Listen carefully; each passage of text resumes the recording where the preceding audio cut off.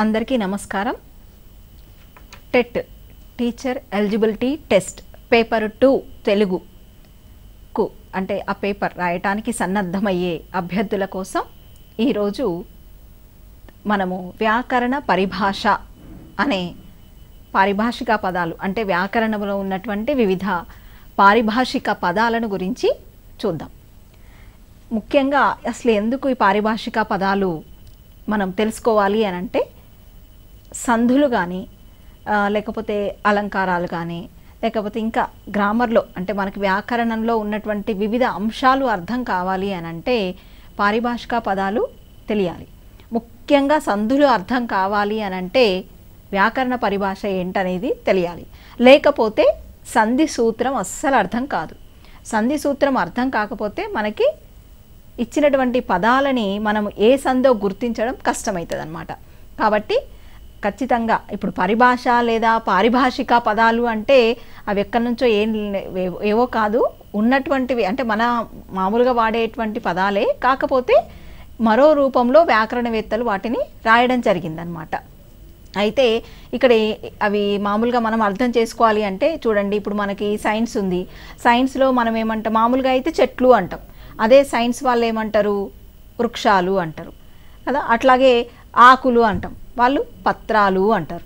ఇట్లా అనమాట. అంటే పదాలని అవే మనకు వాడుకలో ఉన్నటువంటివే, కానీ వేరేటువంటి భాషలో కొంత వాటిని శాస్త్రీయ పదజాలంతో చదువుతూ ఉంటారు. ఇక్కడ కూడా మనం తెలుగులో ఉన్న మనకు అర్థమయ్యేటువంటి పదాలే అవి, కాకపోతే ఆ పద వివరణ మనకు తెలిసి ఉండాలి. కాబట్టి వ్యాకరణ పారిభాషిక పదాలు ఏవైతే ఉన్నాయో వాటిని గురించి ఒకసారి చూద్దాం. మనకు మామూలుగా చూస్తే సవర్ణ దీర్ఘ సంధిలో మీకు గమనించండి, ఆ ఈ ఊ రూలకు అవే అచ్చులు పరమైనప్పుడు దీర్ఘము ఏకాదేశంగా వస్తుంది అని వస్తుంది సూత్రం. మనము మామూలుగా సవర్ణ దీర్ఘ సంధి అనగానే ఆ సవర్ణ దీర్ఘ సంధి అవే అచ్చులు పరమైతే దీర్ఘం వస్తుంది అని చెప్పి చదువుతాం, కానీ ఆ చివరకు ఉన్నటువంటి పదాన్ని చదవం మనం, ఏకాదేశం అనేది వదిలేస్తూ ఉంటాం. కానీ బిట్లల్లో అవే ఎక్కువగా అడిగే అవకాశం ఉంటుంది. అంటే ఎట్లా అడుగుతాడు, ఇక్కడ ఏదైనా ఒక పదాన్ని ఇచ్చి ఈ పదములో జరిగినటువంటి సంధి కార్యము ఏకాదేశము, వైకల్పికము, నిత్యము, బహుళము అనొచ్చు, అట్లా అనమాట. కాబట్టి సరే, నేను ఆ ప్రశ్న విధానం మళ్ళీ ఒకసారి తర్వాత చెప్తా. ముందు మనము అసలు వ్యాకరణ పారిభాషిక పదాలు కొన్ని అన్నీ అంటే కష్టమేమో, కానీ మ్యాక్సిమం మనకు వచ్చేవి మన సిలబస్లో కవర్ అయ్యే వరకు మనం చూద్దాం. వ్యాకరణ శాస్త్రానికి సంబంధించినటువంటి సాంకేతిక పదాలని మనం ఏమంటాం, వ్యాకరణ పరిభాష అంటాం. సాంకేతిక పదాలు ఇవి వ్యాకరణ శాస్త్రానికి సంబంధించి. మొదట ఏకాదేశం గురించి చూద్దాం. రెండు పదాల మధ్య సంధి జరిగినప్పుడు, అసలు సంధి అంటే ఏంది, మళ్ళీ ఒక చిన్న అవగాహన ఇక్కడ చేసుకొని ఏకాదేశం దగ్గరకు పోదాం. సంధి అంటే పూర్వ పర స్వరాల కలయిక. అసలు సంధి పదాలు ఎందుకు ఏర్పడుతున్నాయి అంటే మనం గత క్లాస్లో అనుకున్నాం, వేగంగా పదాలను ఉచ్చరించేటప్పుడు, సౌలభ్యం కోసము, ఇట్లా వివిధ సందర్భాలను బట్టి మనము పదాలను కలిపేస్తూ ఉంటాం. పామెక్కడ, చిన్నప్పుడు అట్లా అంటే పదాలను మనం ఏం చేస్తాం, కలిపేస్తూ ఉంటాం. వాడెక్కడ ఇట్లా. అయితే ఇక్కడ వాడు ఎక్కడ, పాము ఎక్కడ, ఇట్లా చిన్న అప్పుడు, ఇవన్నీ కలిసి ఏమవుతుంది, సంధి ఏర్పడుతుంది. అంటే రెండు పదాలు కలిసినప్పుడు సంధి అనేది జరుగుతుందన్నమాట. ఇక్కడ మరి అట్లా జరిగినప్పుడు ఫస్ట్ పదాన్ని మనం ఏమంటాం, పూర్వపదము అంటాం. రెండో పదాన్ని ఏమంటాం, పరపదము అంటాం. ఇట్లా రెండు పదాల మధ్య సంధి జరిగినప్పుడు పూర్వపదములో చివరి అక్షరము, పరపదము దీంట్లో మొదటి అక్షరము కలిసిపోతాయి అన్నమాట. పూర్వ పర స్వరాలలో ఏదేని ఒక స్వరం తొలగించబడి మరొక స్వరం యథావిధిగా ఉండడం. ఏకాదేశం అంటే గమనించండి, రెండు పదాల మధ్య సంధి ఇప్పుడు ఎట్లా జరుగుతుందో మనకు తెలుసు, దాన్నే సంధి కార్యం అంటాం. ఆ సంధి జరిగేదాన్ని బట్టి అంటే ఇవి కలయిక కలుస్తున్నాయి కదా, ఈ అక్షరాలు ఈ స్వరములు పూర్వపర స్వరాలు కలుస్తున్నాయి కదా, అట్లా కలవడాన్ని ఏమంటాం, సంధి. ఆ సంధి కార్యం అంటున్నాం. ఆ సంధి కార్యము ఎట్లా జరుగుతుంది ఏకాదేశము అంటే చూద్దాం. రెండు పదాల మధ్య సంధి జరిగినప్పుడు పూర్వ పర స్వరాలలో ఏదేని ఒక స్వరం తొలగించబడి మరో స్వరం యథావిధిగా ఉంటుంది. అది నేను మీకు చూపిస్తా. అట్లాగే పూర్వ పరస్వరాలలో రెండూ తొలగించబడి వాటి స్థానంలో కొత్తది చేరుతుంది. పూర్వ పరస్వరాలలో రెండూ తొలగించబడి వాటి స్థానంలో కొత్తది చేరుతుంది. ఒకసారి ఏమవుతుంది, ఒకటి ఉంటుంది ఇంకోటి పోద్ది, ఇంకోసారి ఏమవుతుంది రెండు పోయి ఇంకోటి వస్తుంది కొత్తది. అది గుర్తుపెట్టుకోండి. ఏకాదేశము అంటే మనకు ఆ ప్రాథమికమైన నాలెడ్జ్ అవసరం. ఇక ఉదాహరణలు కొన్ని చూద్దాం. ముఖ అరవిందం అనే పదం ఉందనుకోండి. ముఖ ప్లస్ అరవిందం. ముఖ అంటే ఏముంది అంటే పూర్వపదము చివరి అక్షరంలో మనం ఏ అచ్చును పలుకుతున్నాం, మనది అజంత భాష. ఏ పదం పలికినా చివర అచ్చుతోనే అది అంతమవుతుంది. అది తెలుసు కదా అందరికీ. ముఖ అంటే క, కాలో ఏముంది ఆ ఉంది. ముఖ అన్నప్పుడు కాలో ఆ ఉంది. అట్లాగే మనకు రెండో పదంలో మొదటి అక్షరం ఏముంది ఆ ఉంది. ముఖ ప్లస్ అరవిందం, ఖాలో ఉన్న ఆ తర్వాత ఇక్కడ ఉన్నటువంటి ఆ రెండు వర్ణాలు ముఖ అరవిందం, ముఖ అరవిందం. సరే ఇది వాస్తవంగా రెండో ఆ అని ఇచ్చినాం, కానీ అది కంటే కూడా రామాలయం లాంటి పదాలు, దేవాలయం లాంటి పదాలు తీసుకోండి. అక్కడ ముఖ ప్లస్ అరవిందము అన్నప్పుడు నిజానికి సరిపోవట్లేదు. ఓకే, ఇది మార్చేద్దాం. మనము ముఖారవిందం వదిలిపెట్టేసి, అంటే సేమ్ వర్ణాలు ఉన్నాయి. ముఖ ముఖ అంటే ఇక్కడ సేమ్ వర్ణాలు ఉన్నప్పుడు దీన్ని ఎట్లా తీసుకోవచ్చు అంటే కొత్త వర్ణం వస్తుంది. ముఖ ప్లస్ అరవిందము అన్నాం కదా. ముఖలో ఆనే ఉంది, ఇక్కడ అరవిందమే వచ్చింది. అంటే రెండు మొదటి ఆలే ఉన్నాయి మనకి. పదము చేసినప్పుడు మనకి కొత్త వర్ణం కొత్త స్వరం వచ్చేసింది మనకి. అక్కడ తప్పు ఉంది, చూసి గమనించండి. మొదటి ఆనే ఉండాలి, రెండో ఆ ఉంది. రెండు కలిసినప్పుడు మనకి అక్కడ మిళితమైనప్పుడు కలయిక ఏ సంధి కార్యంలో ఏం జరిగింది అంటే ముఖారవిందం, ఖా దీర్ఘం వచ్చింది, ఒత్తుకాకి దీర్ఘం వచ్చింది. అది గమనించండి. అంటే ఈ రెండు మొదటి ఆలు పోయి మనకి కొత్తది ఏమొచ్చింది ఆ వచ్చింది. ఆ తర్వాత ఇప్పుడు మునీంద్రుడు కానీ రామేశ్వర కానీ తీసుకుంటే ముని ప్లస్ ఇంద్రుడు, ముని ప్లస్ ఇంద్రుడు. ముని అన్నప్పుడు ఈ, ఇంద్రుడు అన్నప్పుడు ఈ. ఇది కరెక్ట్గా ఉంది చూడండి. అంటే ఈ రెండు ఈలు ఏమవుతున్నాయి ఈ అవుతుంది కదా. ఈ అయినప్పుడు అంటే కొత్తది, అంటే మొదట ఉన్నటువంటి అచ్చు ఈ, ఇప్పుడు అంటే పూర్వపదంలో చివర ఉన్నటువంటి అచ్చు ముని, ముని ముని అంటే ఈ ఉంది కదా, అది ఈలలో మొదటి ఈ. అట్లాగే ఇంద్రుడిలో మొదటి ఈ. ఈ రెండు పోయి మనకి సంధి కార్యం జరిగినప్పుడు మునీంద్రుడు, మునీంద్రుడు ఈ వచ్చింది. ఇప్పుడు ఇది వాస్తవంగా ఇంత డీటెయిల్డ్గా ఎందుకు అనంటే ఇక్కడ అంటే టెట్ పేపర్ 2 అనేది మ్యాథ్స్, సైన్సు, తర్వాత సోషల్ వీళ్ళు కూడా రాస్తారు కాబట్టి వాళ్ళకు కూడా తెలుగు చాలా అంటే చదివే ఉంటారు చిన్నప్పటి నుంచి. అయినా సరే అవగాహన అనేది కొంత అంటే ఇతర సబ్జెక్టుల అధ్యయనం ఎక్కువ కావడం వల్ల తెలుగు అధ్యయనం కాస్త తగ్గి ఉంటుంది. అవన్నీ మళ్ళీ ఒకసారి మెమరైజ్ చేసుకోవడానికి ఇవన్నీ అనుకోండి. నిదానంగా చెప్పుకుందాం, మీకు అర్థం కావడమే ముఖ్యమైన విషయం. ఇక్కడ చూడండి, ముని ప్లస్ ఇంద్రుడు, ఇక్కడ ఈ అక్కడ ఈ కలిసినప్పుడు మనకు కొత్త వర్ణం వచ్చింది. అంటే మనం ఏమనుకున్నాం ఏకాదేశం అంటే పూర్వ పరస్వరాలలో ఒకటి ఉండి ఇంకోటి పోద్ది, ఒకటి లేదు అనంటే ఏమైతే రెండు పోయి కొత్తది వస్తుంది. అది గుర్తుపెట్టుకోండి. ఇప్పుడు ఇక్కడ రెండు పోయి కొత్తది వచ్చింది. తర్వాత రామేశ్వర చూడండి, రామ ప్లస్ ఈశ్వర అన్నాం. రామ ప్లస్ ఈశ్వర అన్నప్పుడు రామాలో ఆ ఉంది, ఈశ్వరాలో ఈ ఉంది. రెండు వర్ణాలకు ఏమైనా రెండు పోయి కొత్తది వచ్చిందనమాట. ఇక్కడ కూడా రెండు పోయి కొత్తది వచ్చింది. రామాలయం తీసుకున్నప్పుడు ఏమవుతుంది, మనము రామాలయము, దేవాలయం లాంటి పదాలు తీసుకున్నప్పుడు ఏమవుతుంది రామ ప్లస్ ఆలయము అంటాం. అంటే అక్కడ మొదటి ఆ ఉంటుంది, రెండో ఆ ఉంటుంది. ఆ ప్లస్ ఆ ఈజ్ ఈక్వల్ టు ఏమవుతుంది ఆ. అంటే రెండు వర్ణాలలో ఒకటి పోయి ఒకటి ఉంటుంది, లేదంటే రెండు పోయి ఒకటి ఉంటుంది. ఈ ఉదాహరణలు మీరు కొంచెంసేపు గమనిస్తే మీకు చక్కగా ఆ ఏకాదేశం అంటే ఏంటనేది అర్థమవుతుంది. ఆ తర్వాత ఆదేశం, పూర్వ పరస్వరములలో ఏదేని ఒకటి తొలగించబడి, పూర్వ పరస్వరాలు ఈ పదాలు నోటికి పట్టుకోండి. ఇంకా పూర్వస్వరం పరస్వరం అనేది తెలియాలి. తెలియకపోతే ఒకవేళ మనకు చెప్పలేం. ప్రశ్న కనుక వచ్చిందనుకోండి ఆదేశము అనగా అని అడగొచ్చు. అడిగినప్పుడు మనకు తెలవాలి కదా, అయ్యో బుక్లో లేదు కదా ఆదేశం ఉందా అని వెతుక్కుంటే మనకి అయ్యే పని కాదు. కాబట్టి నిజానికి 6, 7 తరగతులలో మీరు గమనిస్తే 7వ తరగతిలో ఎక్కువగా వ్యాకరణ పరిభాషకు సంబంధించి పాఠ్యాంశాల చివర మీకు ఇవ్వడం జరిగింది. వైకల్పికం అంటే ఏంది, ఇట్లాంటి కొన్ని అంశాలు ఉన్నాయి, మీరు గమనించండి బాగా. నిత్యం అంటే ఏంది, బహుళం అంటే ఏంది, ఆ వివరణ అంశాలన్నీ ఇచ్చారు.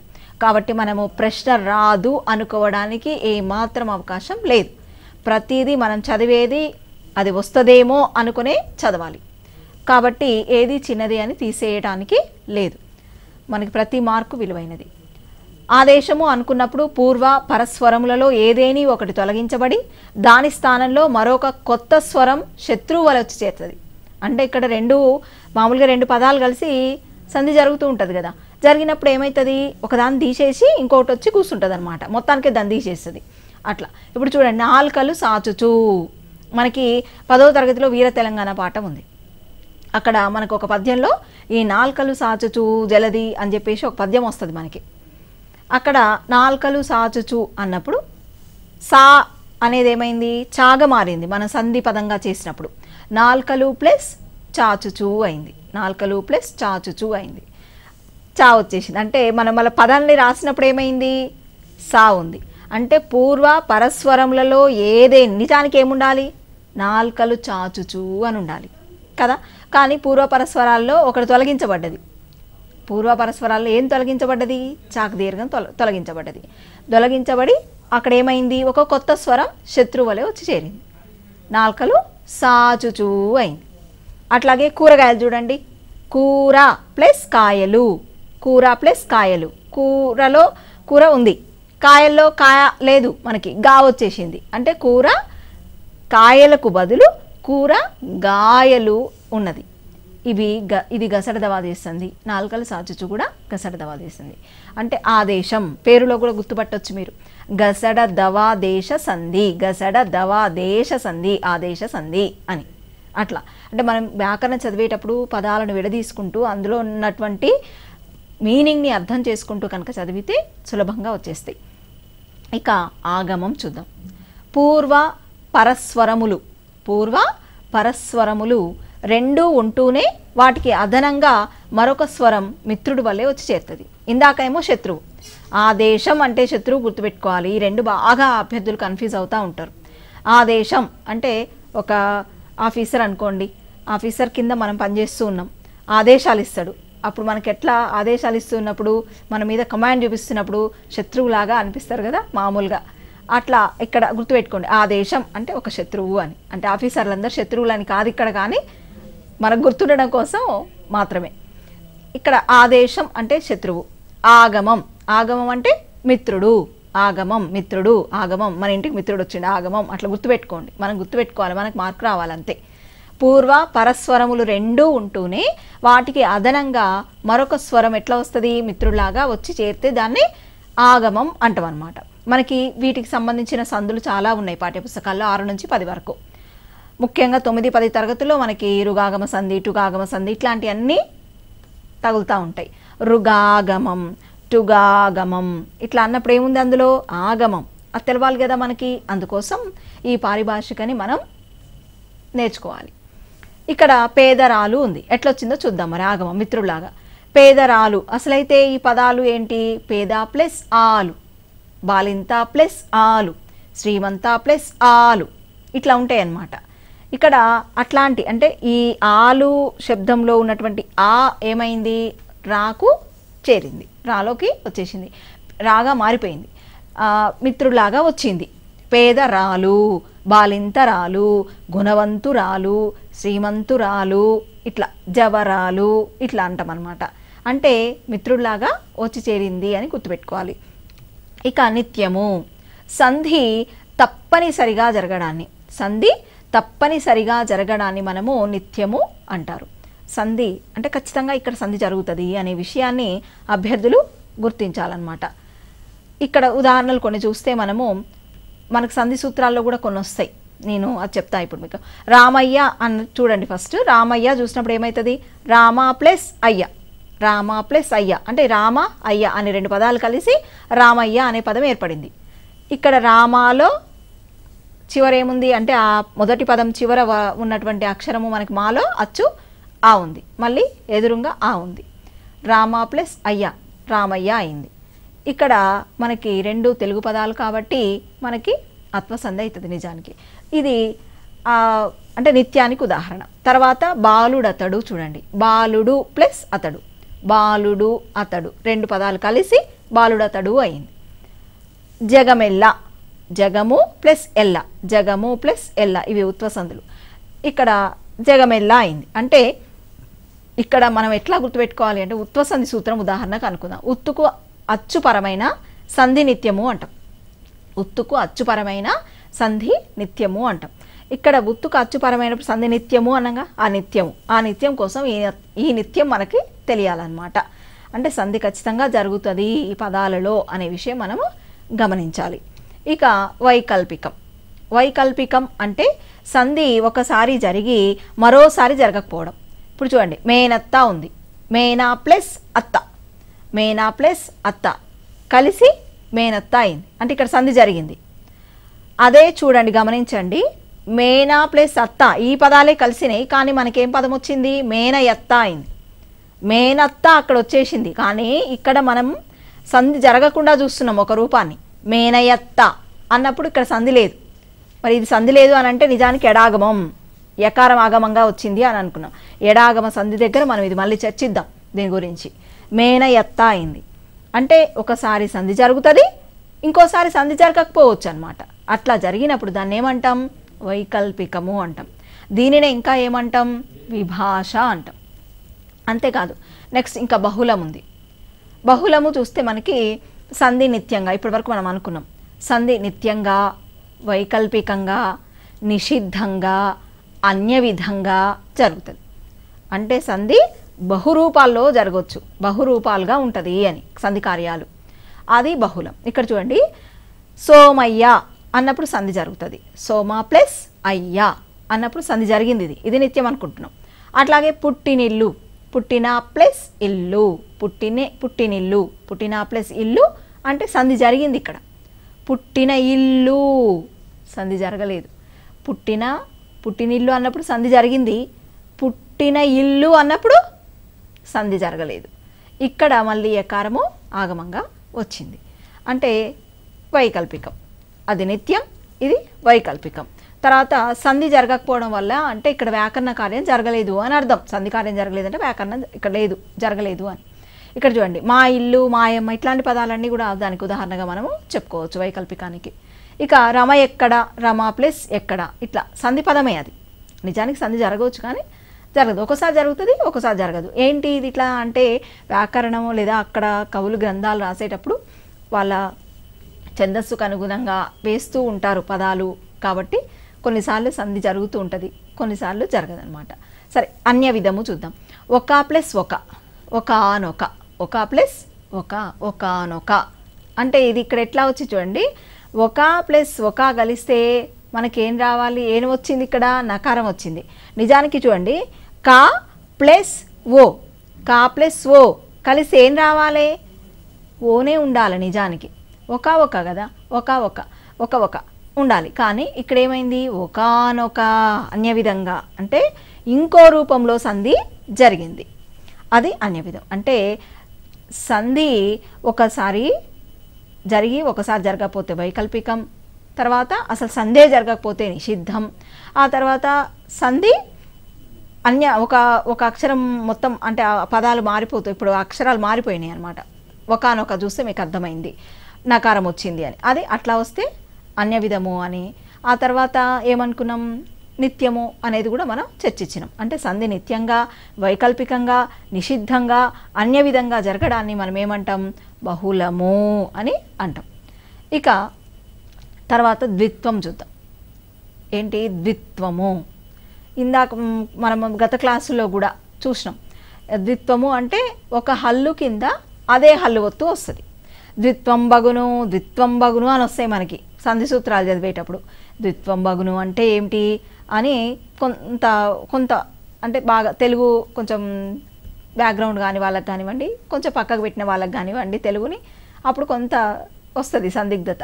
ద్విత్వము అనేది అందుకనే ఎక్కువసార్లు చెప్పుకుంటూ ఉన్నాం. ఒక హల్లు కింద అదే హల్లు ఒత్తు రావడం, ఒక హల్లు కింద అదే హల్లు ఒత్తు వస్తే దాన్ని ఏమంటున్నాం? ద్విత్వము అంటున్నాం.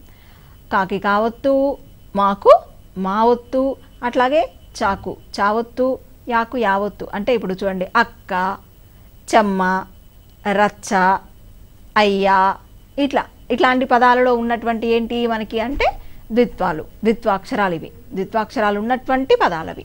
ఆ తర్వాత సంయుక్తం. సంయుక్తము అంటే ఒక హల్లు కింద, సంయుక్తం అంటే ఏంది, ఒక హల్లు కింద మరొక హల్లు రావటం. అంటే ఒక్కటే గుర్తుపెట్టుకోండి మీరు, ఇప్పుడు ఒక అక్షరానికి వేరే అక్షరం ఒత్తు వస్తుంది అనమాట. సాకి తావొత్తు వచ్చింది. అస్తమయం, సూర్యాస్తమయం అంటాం కదా, అట్లాగా సూర్యాస్తమయం. సూర్య రాలో యావత్తుంది, అది కూడా సంయుక్తమే. స్తాకి తావొత్తుంది, సూర్యాస్త కదా, అక్కడ బాగా సంయుక్త అక్షరాలు కనిపిస్తాయి. ఆ తర్వాత రమ్య, రమ్య, గమ్యం, ఇట్లాంటి ఇవన్నీ కూడా అంటే ఇక చాలా ఉంటాయి. చాలా పదాలు మన నిత్య వ్యవహారికంలో అనేక పదాలు మాట్లాడుతూ ఉన్నప్పుడు అనేకమైనటువంటి ద్విత్వ సంయుక్త అక్షరాలతో కూడినటువంటి పదజాలాన్ని వినియోగిస్తూ ఉంటాం. ఇక ఈ ద్విత్వ సంయుక్తాలు కన్ఫ్యూజ్ కాకండి, ముఖ్యంగా చెప్పేది అది. ద్విత్వం అంటే ఏంటి, సంయుక్తం అంటే ఏంటి అనేది గమనించండి. ఇక తర్వాత ద్విరుక్తం. ద్విరుక్తము అంటే ఒక పదం రెండుసార్లు పలుకబడుట. ఒకే పదం కానీ రెండుసార్లు పలుకబడుతుంది.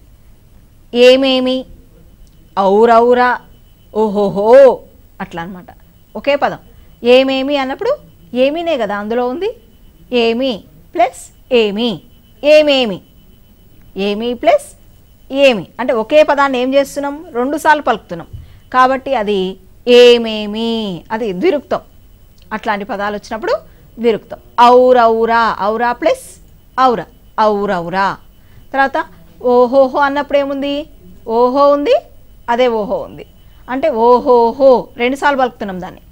ఓహోహో అంటే ద్విరుక్తం, రెండుసార్లు పలికినాం కాబట్టి. ఇట్లాంటి చాలా పదాలు వస్తాయి మనకి ద్విరుక్తాలు. ఇప్పుడు ఈ ఆహాహా, ఆహాహా, ఆహా ప్లస్ ఆహా. ఎట్టెట్టా, ఎట్టా ప్లస్ ఎట్ట, ఎట్టెట్ట, ఎట్టా ప్లస్ ఎట్ట, ఎట్టెట్ట, ఇట్లాంటివి అన్నమాట. ఇవన్నీ కొంచెం గుర్తుపెట్టుకుంటే మనకి తర్వాత కొన్ని సందులు వచ్చినప్పుడు ఈ పదాలతో ద్విరుక్తంతో బాగా అవసరం పడుతుంది. ఇక ఆమ్రేడితం. ఒక పదము రెండుసార్లు పలకబడినప్పుడు రెండవసారి పలకబడిన పదానికి మాత్రమే ఆమ్రేడిత సంధి అని పేరు.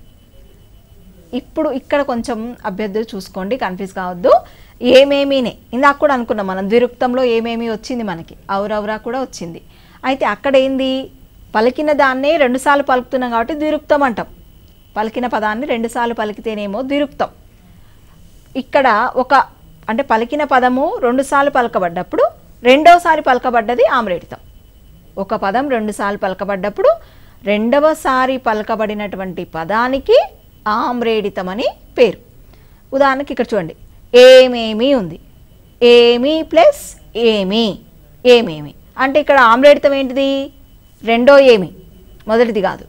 అట్లాగే ఔరౌరా అంటాం. ఔరా ప్లస్ ఔరా అంటే ఇక్కడ రెండో ఔరా ఆమ్రేడితం. ఓకేనా.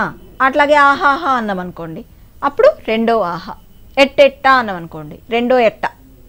ఎట్టా ప్లస్ ఎట్టా అంటాం కదా, అట్లా అనమాట. అంటే రెండోసారి పదము ఆమ్రేడితం అనే విషయాన్ని గమనించాలి. ఇక సంశ్లేష.